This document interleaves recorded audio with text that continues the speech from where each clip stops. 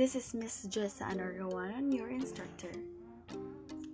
Our topic for today is about teaching physical education and health in the elementary grades.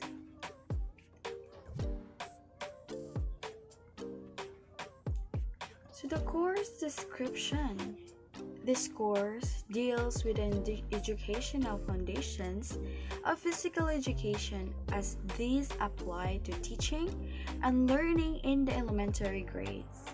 Various teaching strategies and assessment appropriate for each area shall be given emphasis in this course.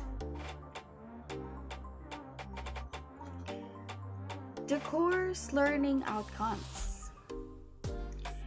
So at the end of the course, in this whole semester, the students would be able to first demonstrate the content knowledge of the physical and health education. It's the concepts and the teacher's competencies that are necessary in the teaching to K to 12 curriculum in a different grade level. Second, the design curriculum is planned in an appropriate teaching method, learning activities and resources, and assessment tools in teaching physical and health education. It is responsive to the needs of the diverse learners, considering safe and secure learning environment. We will learn how to secure our students, especially in our teaching physical education class. Third, it is to apply and use appropriate teaching strategies and varied assessment strategies consistent with the curriculum requirements in all teaching opportunities, showcasing positive attributes of a teacher. So we need to read this. Attitude. When we say attitude, it is very important as a teacher and as a learner. Kay unsaon man nindot ka og grades, nindot ka og mga background, but your attitude is not so good. For me, for my own experiences, dili gyud siya nice nga kung naa kay attitude problem.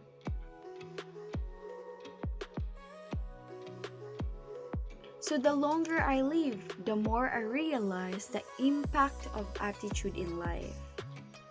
Attitude to me is more important than the past, than education, than money, than circumstances, than failures, than success, than what other people think or say or do. It is more important than appearance, giftedness, or skills. It will make or break a company, a church, a home. The remarkable thing is we have a choice every day regarding this attitude we will embrace for that day.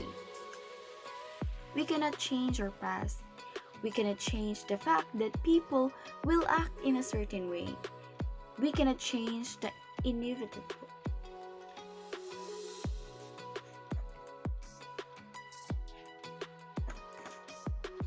So the only thing we can do on the string we have is that our attitude. I am convinced that life is 10% what happened to me and 90% how I react to it. And so it is with you. We are in charge of our attitudes. So our objectives for today's topic is first to determine the important elements at work, at the classroom, and its function. To identify the characteristics and the qualities of a teacher. Give and evaluate the 8 ways to become an effective teacher. So we may learn to these things. And lastly, to internalize the characteristics of the competent teacher through group discussions. So our topics: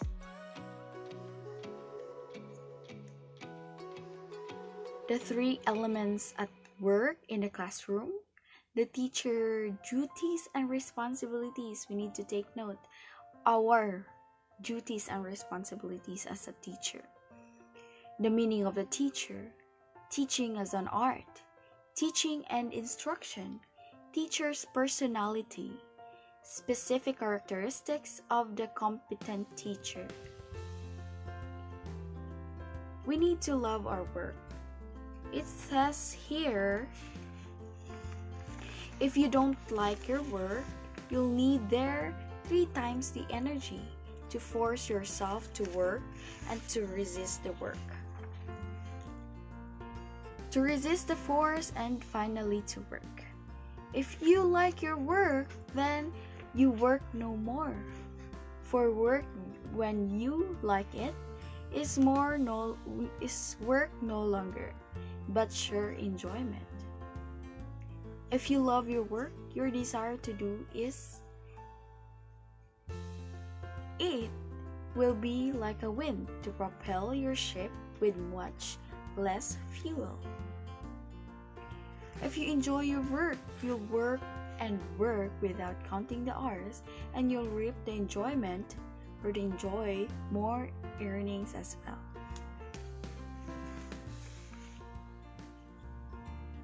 The Mulders of Dreams. Of course, it is the teacher. We already have an activity to this, so let's just read all together. Read with me. You are the molders of their dreams, the gods who build us uncrushed, their young beliefs of right and wrong. You are the spark that sets the flame in the poet's hands or lights the flame, or some great singer's song. You are the guardians of the young, the very young. You are the guardian of a million dreams. Your every smile of front can heal or pierce a heart. Yours 100 lives and 1,000 lives. Yours is a pride of loving them and sorrows too. Your patient work you touch make you the gods of hope. Who feel there should be dreams to make those dreams come true. So as the molders of their dreams, we need to encourage our students. Our goal is to encourage. Our goal is to teach them nga maka-learn sad sila sa atuwa. So teaching and learning, getting the act together. Teaching, learning, of course, if na mag-teach, na yung maka-learn. So there is first the teacher, the learner, and the lesson. Of course, teachers have their lessons para ang learners na to maka-learn po. Dili ni sila pwede magbuwag, dapat na gini sila kaning tulo. Triangle relationship. So there are 3 elements at work in the classroom. My teacher, the teacher,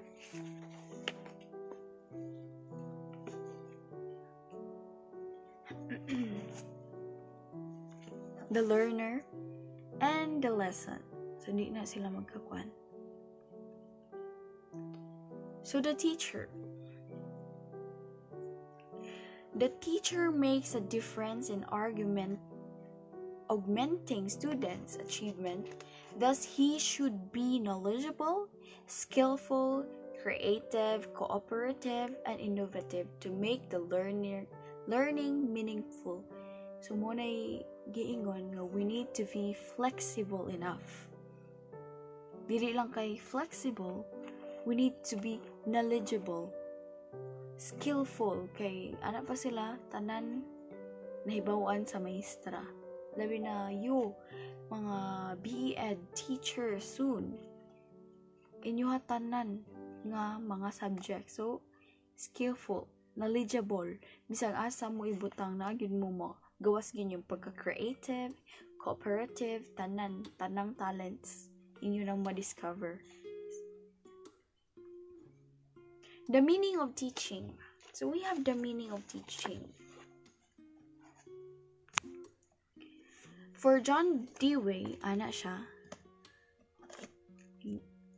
the term teaching was regarded as similar in form and terms of selling, na maligya, nakagibaligya. Unsa may mong gibaligya? It is the knowledge that you have. Imo ibaligya sa imong students kung mahalin ba gyud. That is, one could not sell unless someone bought. Di siya mahalin kung way mo palit. So to teach is to know its effect. Dapat makaibaw gyud ta unsa epekto ni atong pagtudlo di ay. Those effects are learning. Mao gyud nay kanang epekto sa atong pagtudlo. It is learning na gyud makatunan, masabtan ang atong mga students. So teaching as an art. So art. Art is derived from the Latin word ars, which means skill. Like dancing, singing, parehas sa music class, cooking, and many other activities that produce something beautiful and useful is art. So tanang useful, tanang beautiful, it is an art. So teaching is an art. Kita na makadiscover kung unsaon nato pag-produce something beautiful para mahimong useful sa tanan nato mga students. Once it is done with the creativity and efficiency to produce an active learning. Si John Dewey gapoy nag-ingon ani.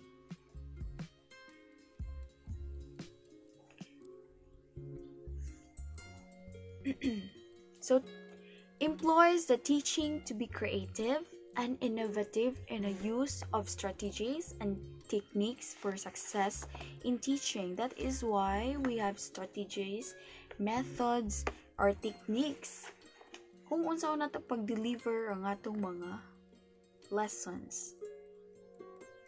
It is different now because of the new normal. So nagyapon tay mga creative strategies nga magamit as a teacher. Next, it implies that the teacher can also touch the lives of learners to transform them into fully human. Transform them. This nang nakadungog na bumuha ng giingon nila nga dapat ang atuang mga lessons i-apply gyud nato in a real life situation in order for us to touch their lives para maka-learn sa sila sa tua, di lang kay mere lessons nga nasa books but also ma-apply nila in a real life situation. Presupposes the need of the learner appreciate and improve on whatever knowledge they have gained and skills they have acquired. The teacher here is an innovator who is willing to modify and create new forms of teaching and learning experiences. Kita gyud mo hatag, kita gyud mo hungit para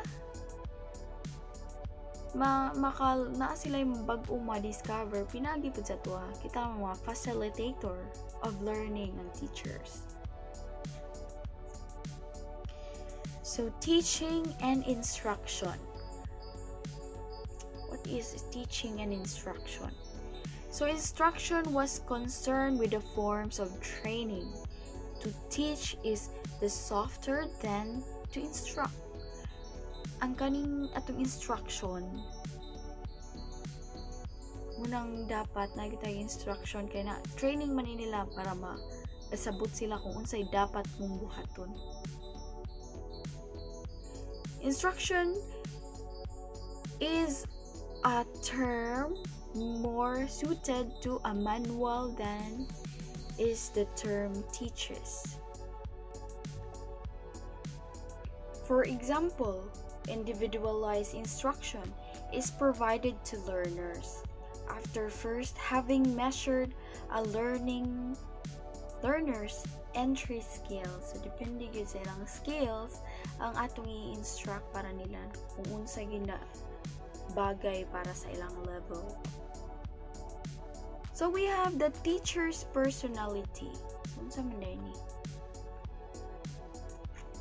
Always talk clearly with proper pace, in a well-modulated tone or voice, using correct language, grammar, using decent words. So di ta dapat magamit og mga bisan unsa lang nga words. Dapat disente ug sakto sa ilang pandungog. Dapat na kita i-maintain ng mga kung ano attitude as a teacher. Next, be proud you are a teacher. The future depends on you. We know that the country salutes us as a teacher. Also you, the future teacher, we need to commit to teach children the skills for living and to love the truth. Mo ginadto ang timan-an. It depends on us. Kung unsay kuan nila at malakatunan diha sa tuwa.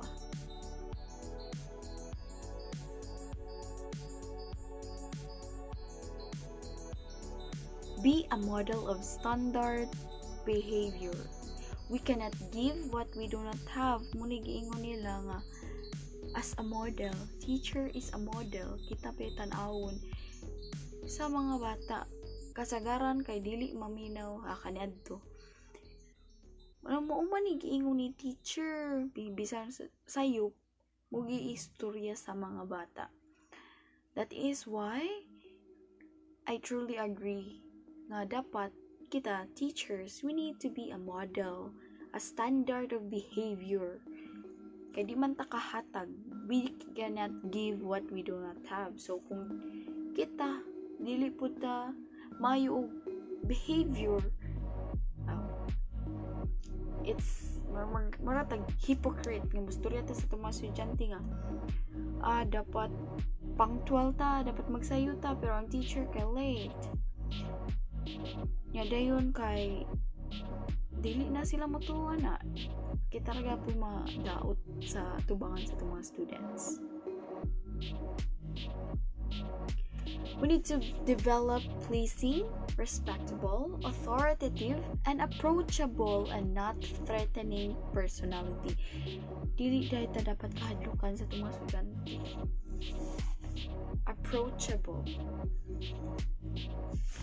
Maratag, a teacher personality, mother, second parent, a teacher, guidance counselor, facilitator, advisor, a friend, a disciplinarian, director, manager, policeman, and most especially a model. So daghan kay tag mga kung pa character nga dapat ipakita sa itong mga estudyante nga maunit kita as a teacher. Natay mga daghan nga rule sa ilang kinabuhi. So there are 8 factors to become an effective teacher. Effective teacher. First, be proactive. What is proactive? They anticipate and respond to the needs of their students. Kita ma-respond to like kung unsa ilahang kinahanglan, especially kung na sila sa school. We innovate and advise new ways to facilitate, to enrich their students' education. Next, begin with the end mind. End mind.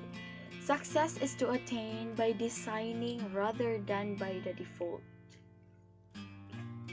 The teacher has a clear vision of what she wants her students to become. Dapat lagi tayo pananawon kung sa itong mga students. Kamu, you are future educators too. So, dapat ito na ni clear atong mind, i-clear atong vision, na makita yun nato kung unsa yun atong mga estudyante. We also plans our lessons not on a day-to-day but rather on a long-term basis. That is why ma-apply good dapat nila nga itong mga lessons sa ilang real-life situation. We also measures the success of our students in terms of the students' performances.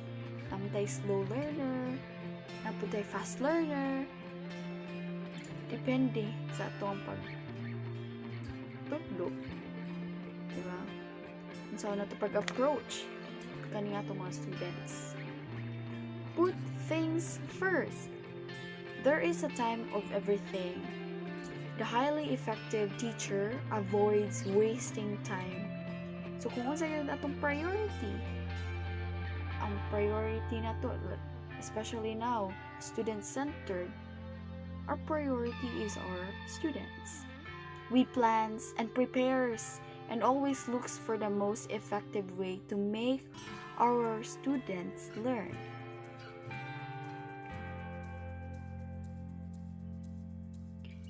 Think win-win.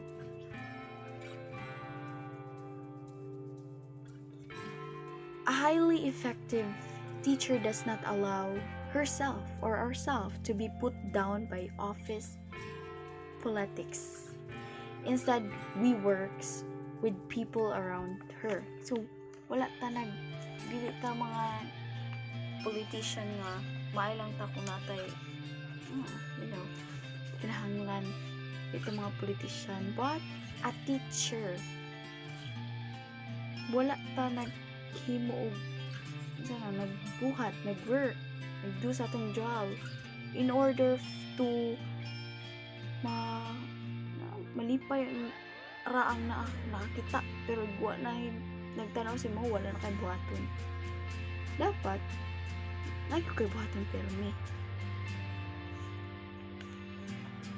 Like for example, may bisita like sa DepEd,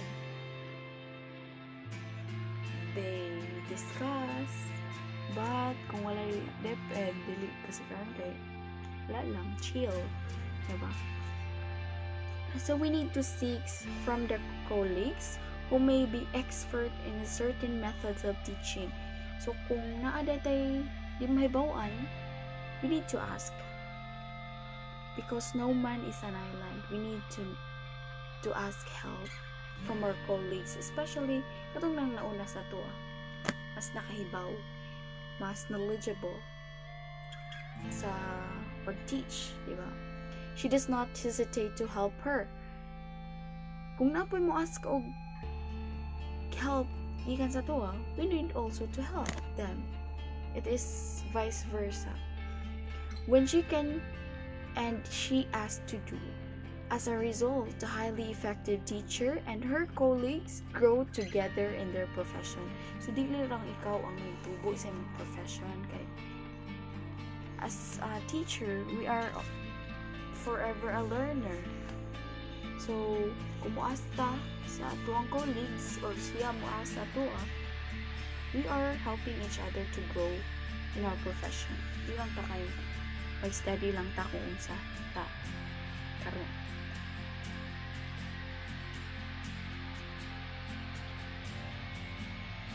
Seek first to understand, then to be understood.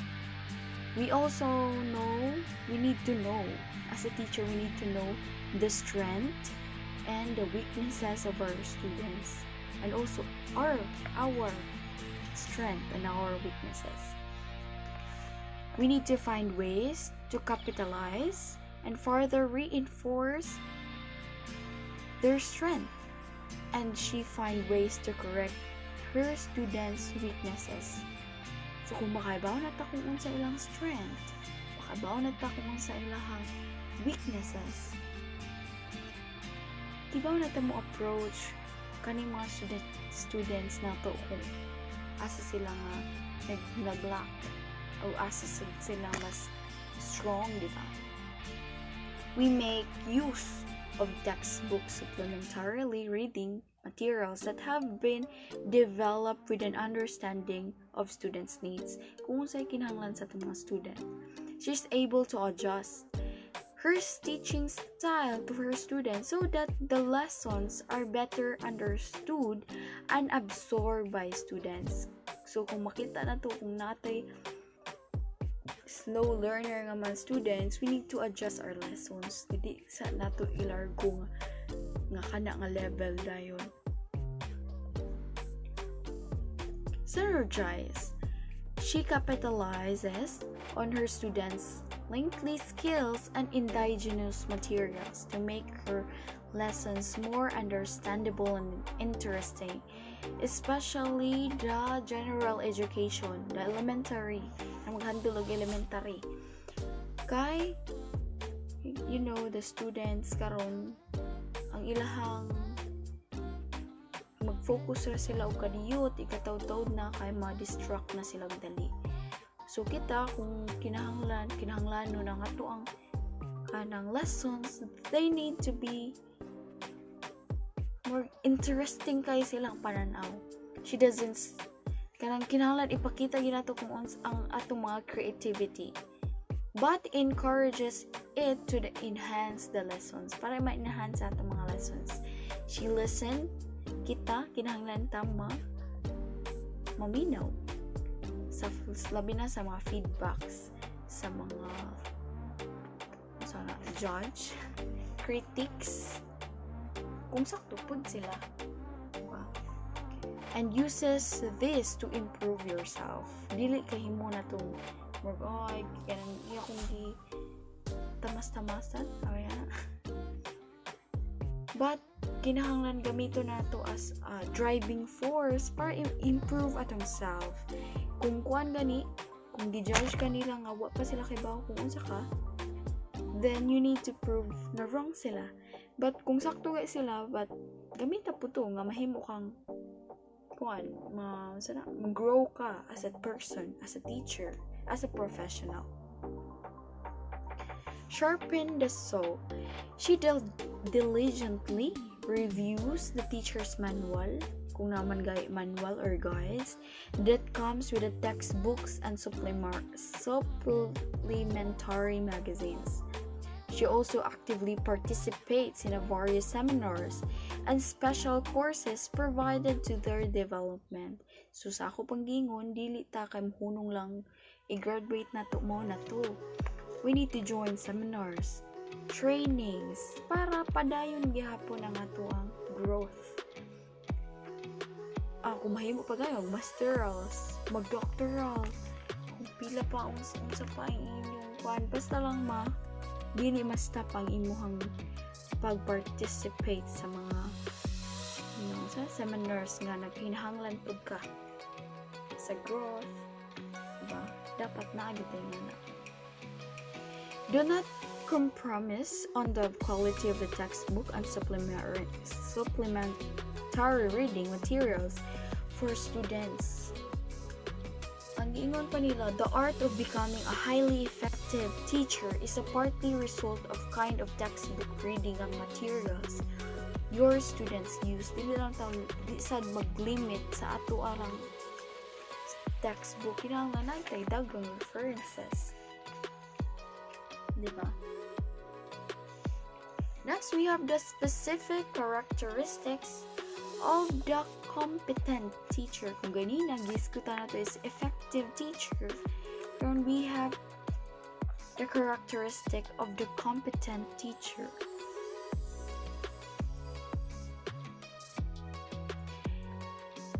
The teacher is knowledgeable about subject content. Kinahanglan kita yun nakasabot kung sa current na topic about the knowledge of the instructor of the subject expected to teach and of the facts, the principles, and the skills needed to those subject. Kung sa mga facts, kinahanglan na itong masabtan, mahibawan, uguna. That is the first characteristic as the competent teacher. Next, the teacher understands the process of learning. So, learning, we also have a process. You need to consider the children's level of development. So, kung grade 1, dapat pang grade 1, good. Dili kayo mag-diretso tag calculus. Ba? Kung unsa good, kinahanglan sundo na to ang process. Process of learning. Present the content in a reasonable small doses and logical sequence. Doses, so mura nigtambal. Nga sakto lang para sila ha. Starting activities from concrete to abstract, from easy to difficult, from simple to complex, to the known, from known to unknown. Use visual, the verbal, or tactile and kinesthetic learning activities. Kinahanglan gamito na to na. Kaya na may tayo students nga makasabot kung naa siya makita. Makasabot kung na siya madungog, makasabot kung na siya parang himuon, ba? Na kinahanglan gamit ang different learning activities. We need to provide opportunities to guided practice and reinforcement. Kinahanglan na gitana. Third, the teacher is an educational broker. You cannot know everything there is to know about each subject, but you are willing to become knowledgeable about where and how to best research it. Kita namtay knowledge sa tanan, lahi man ang nakahibaw ug sa na master gid nato. Like me, kibaw ko musayaw, but dili ko master musayaw. Lahi man na sila. Kabaw ko mo kanta, pero dili kay kumaayo mo kanta. Kabaw ko mo play yung instrument, pero dili ko ka-master mo play yung instrument. But kinahanglan ato nang i-practice. Kinahanglan willing ta mo become knowledgeable in that certain things. Diba? Na ay uban karon, diba? Dili kay computer literate, like kay silang edad, dugay na wala kay sila na kibaw dayon, but tungod kay willing sila nga mukaton karon nakaibaw na sila, mas kibaw pa sila sa tuwa sa uban, di ba? Depende rin na sa itong willingness to learn. The teacher plans lessons carefully. So lessons are prepared thoughtfully and well in advance. So, kinahanglan makita na to or makamit na tong creative na strategies and effective strategies para sa itong learners, para sa itong lesson. The teacher is constantly striving further, develop a repertoire of teaching strategy. So, counting ato ipon ato mga learning or assessing sa ato ang mga trabaho, sa ato ang mga gistadihan, sa ato mga himo. Kinahanglan, di lang tao mo stop sa atong learning. You need to develop more strategies of teaching. We also have teacher is open to change, willing to risk, and to held accountable. Open-minded ka ba? Kinahanglan open-minded ta kay dili sa tanang higayon ang teacher kay sakto. We also have sayop, natay mistakes. But we need ang atong attitude, kinahanglan mudawat ta kung unsa ilahang nakita sa tuwa. Teacher, sayop piya to teacher. Siya, sige, dawato nimo. Di kay Nganong magbuot man ka nga kung man ang teacher, dapat dili na yung anak. We need to be open for change. Ang labi na yung anak ang mga butang. The teacher is aware not only of traditional values and knowledge, but also of the value of change and is willing to experiment to move between that which is known and which is not. Namta na hibawan? Og naputay, wa na hibawan. Value of change. Kinahanglan nato ng mga hinumduman. The teacher provides a constructive and positive environment for teaching. So researchers tells us clearly that students enjoy and learning better with a teacher who is encouraging, nurturing, happy and optimistic than with one who is discouraging and grumpy. Di kay permitan mang discourage ka, bugo ba ni mo, sige lang, mugo tong naon. Dapat, nurture, magkuhan kita, care sa ating students. Ba, pinanay uban mga sensitives. Sensitive kayo ng mga bata. Na po yung mga insensitive. Depende, dapat kinahanglan, may bawaan yun na nato. Mabasa yun na nato ang ilahang mga personality. Ba, kinahanglan, ma-encourage ta bata, kung naagay murag dali ra kay ma-down, okay ra na, dili ra pirmi nga positive, dili pirmi nga happy lang, naapod na down situation, ba? Pero kung mo down ka, dapat masa ka po ka, di lang pirmi madagma. You need to stand up, encourage them, nurture them, and be happy. Most importantly, optimistic para sa ating mga students. Next, number 8. The teacher makes special efforts and demonstrate how the subject content may be related to lives of the children. Manigiingon na ato gining i-connect tanan nga itong mga gipang storya sa itong mga bata. A potentially dry and boring topic is made alive when taught by a competent teacher who can skillfully help the children to make connections. I-connect yun dapat ang atong mga klase. Diba? Like for example, physical education. Dapat yun ay dili-dira sa classroom ta mag physical education. At kaning mo stop ang physical education. Siyempre, guli po na to. Diba? Our day-to-day na mga activities. Ako na kaya pa na sa physical education. Sa values, diba? Sa health, nagya po na. Mangita na ta kung asa i-connect ng mga dapita.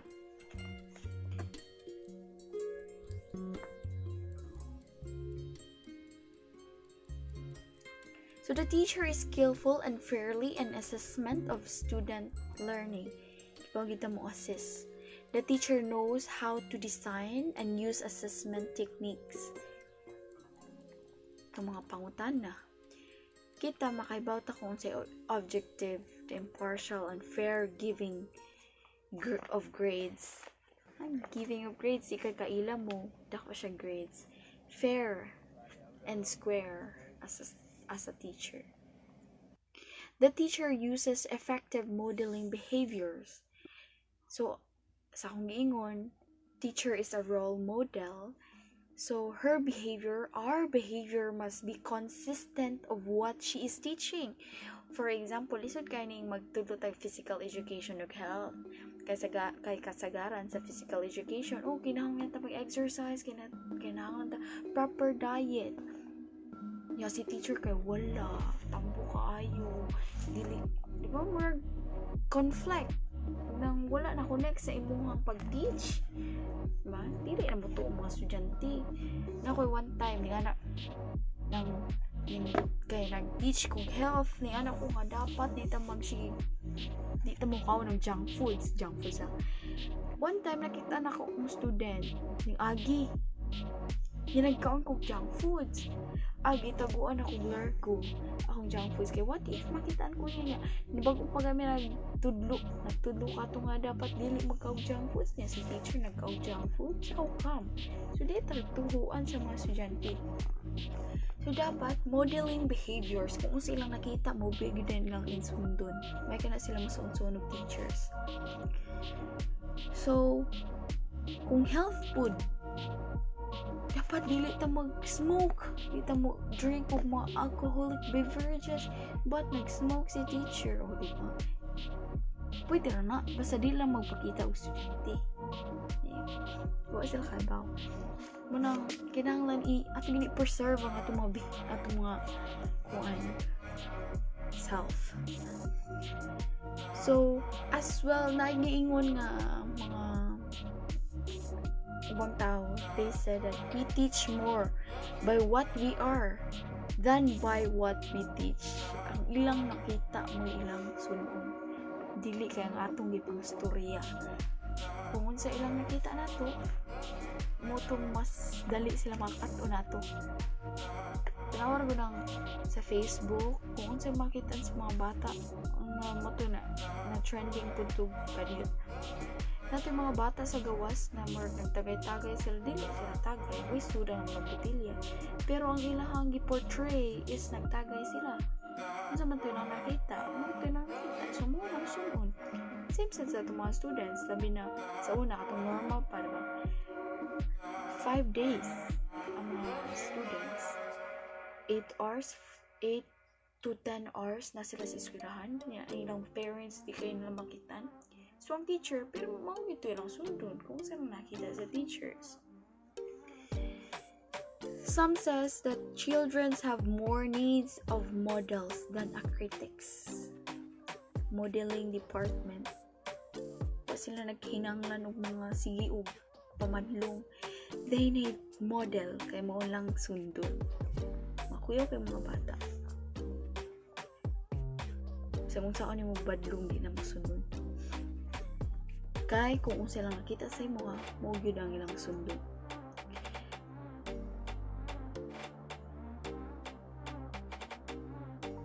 Balik.